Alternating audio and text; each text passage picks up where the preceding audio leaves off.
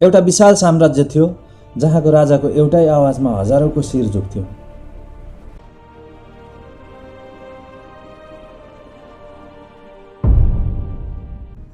तर त्यही वैभवको बीचमा राजदरबारको पुरानो र धुलो लागेको एउटा मूल ढोकामा एक साधारण मानिस बस्थ्यो, मर्दकै। उनको जीवनमा कुनै चमक धमक थिएन, न ऊ धनी थिए न शक्तिशाली। ऊ त केवल एक अदृश्य पहरेदार थिए जसलाई आउने जाने कसैले पनि फर्केर हेर्दैन थिए। एक साँझ ढोकामा पहरेदारी गर्दा उसले दुई राजाका नजिकका सुरक्षाकर्मीहरू बीचको कुराकानी सुने। ती सुरक्षाकर्मीहरूको आँखामा रगत उत्रेको थियो र उनीहरू राजाको हत्या गर्ने अन्तिम योजना बुन्दै थिए। मर्दकैको मुटु काम्न थाल्यो। उसले सोच्यो, यदि मैले यो कुरा सुनाइदिएँ भने मलाई सिद्ध्याइदिन्छ। म त एउटा धुलो जस्तै मान्छे, कसरी लडौँ? तर अर्कै पल उसको विवेकले भन्यो, ज्यान जान्छ भने जाओस्, तर सत्य मर्नु हुँदैन।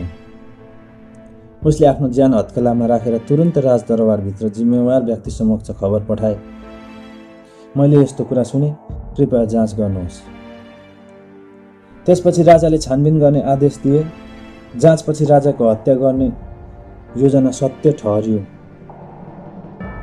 अपराधीहरू पक्राउ परे। राज्यभरि राजा बाँचेको उत्सव मनाइयो। तर अचम्म, मर्दकैलाई कसैले सम्झिएन। जसले राजाको सास जोगाएका थिए उसलाई न एउटा सिक्का दियो न त कसैले धन्यवाद नै भन्यो।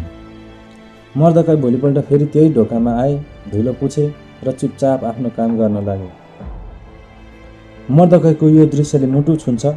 राज्यले उसको गुण बिर्सिसकेको थियो, तर उसँग कुनै गुनासो थिएन। ऊ मुस्कुराउँदै आफ्नो कर्तव्य पूरा गरिरहेका थिए, मानव केही भएकै थिएन। वर्षौं बिते, मर्दकै अझै त्यही ढोकामै थिए। तर एक साँझ राजालाई निन्द्रा लागेन। मन बेचैन भयो। उसले आफ्नो देशको इतिहासको पुस्तक पढ्न लगाए। पढ्दै जाँदा एउटा पाना पल्टियो र राजाको शरीरमा काँडा उम्रियो। त्यहाँ लेखिएको थियो, 5 वर्ष अघि ढोकामा बस्ने मर्दकैले राजाको ज्यान बचाएका थिए। राजा झस्किए। उसले सोधे, यो मान्छेलाई के सम्मान दिइयो?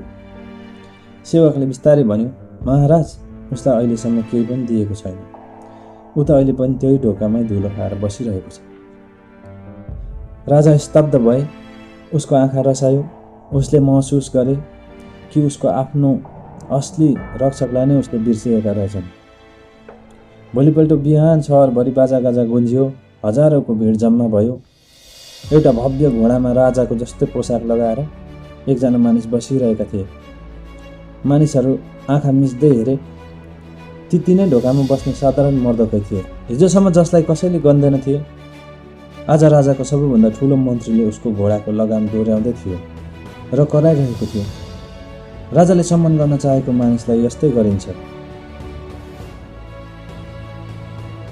मर्दकै खुसी थिए। ज्यान जान्छ भने जाओस्, तर सत्य मर्नु हुँदैन भनेर जोखिम उठाएको सत्यको जितको खुसी। उसले सिकाए कि संसारको डायरीमा तपाईको नाम नलेखिए पनि माथिको डायरीमा तपाईको हरेक असल कर्म सुरक्षित हुन्छ। कहिलेकाहीँ हामीलाई लाग्छ हाम्रो राम्रो काम कसैले देख्दैन, तर परमेश्वरले सधैँ हिसाब राख्नुहुन्छ। ढिलो हुन सक्छ, तर सही समयमा तपाईले गरेको तपाईको इमानदारिताले राज्यको निन्दा भगाएर भए पनि तपाईलाई न्याय दिनेछ।